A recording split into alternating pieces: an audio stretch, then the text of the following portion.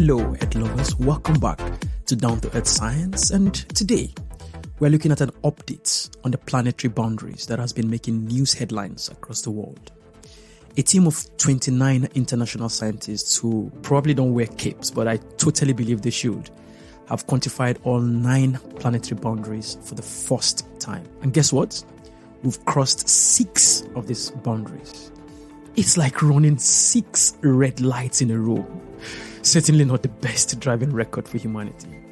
Now, this groundbreaking study was published in Science Advances just 3 days ago. And a special shout out to one of the co-authors, Steffen, who passed away. The team dedicated the work to him and rightly said, quote, "Few have made a greater contribution to describing a pathway for humanity's development in the Anthropocene than Steffen," end quote. And together we say, thank you, Will. Now, before you start building a bunker, here's some good news that shows we can make a difference if we work together.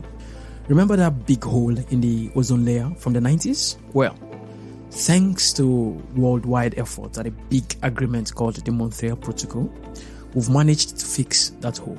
But as one of the co-authors, Johan Rockström, puts it, we are still moving in the wrong direction. It's like we fixed the leaky tap, but left the bath running. So, which boundaries have we crossed?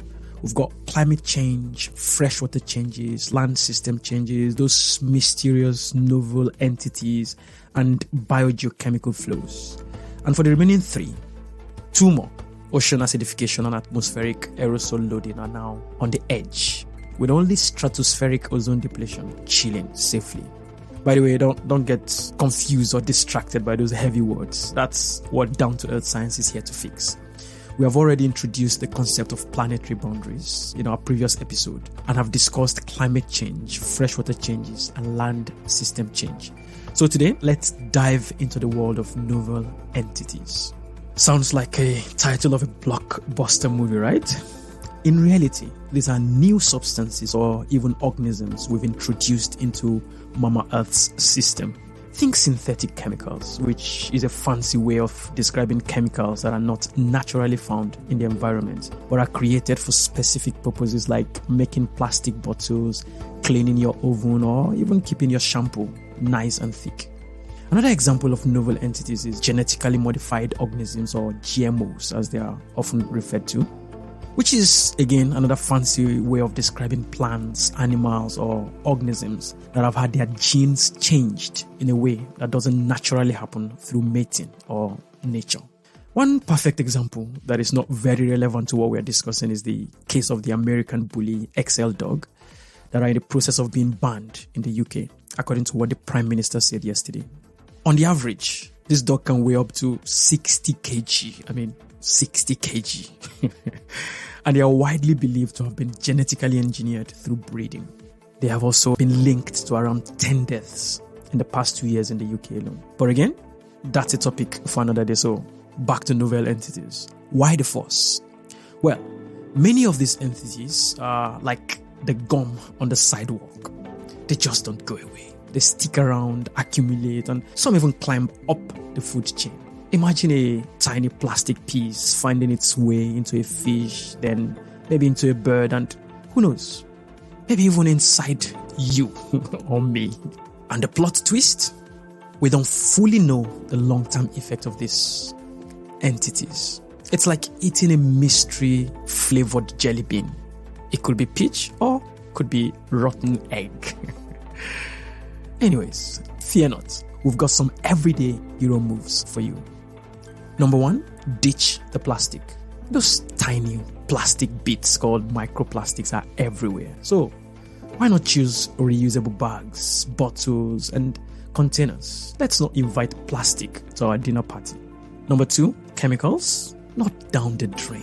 Paints, solvents, cleaning agents, all of these things need to be disposed properly. You could use your local hazardous waste programs to dispose them.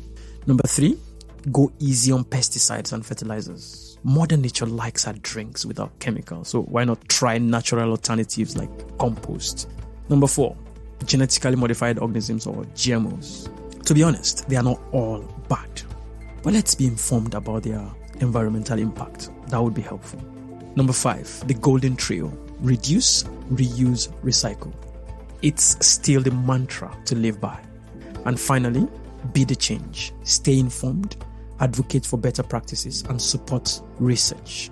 So, while the concept of novel entities might sound like a science fiction thriller, the solutions are pretty down to earth. Together, let's keep our planet within its safe boundaries. So, that's a wrap for today's episode. Stay curious, stay green, and remember, every little bit helps.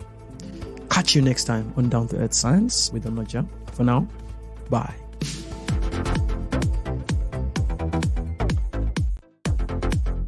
Down to Earth Science is served up by yours truly, Onoja Simeon, an ordinary guy who nerded out so hard he got a PhD in environmental sciences only to realize a massive gap between the science and the street. So, here I am, your friendly neighborhood science translator, turning jargons into jokes and facts into fun.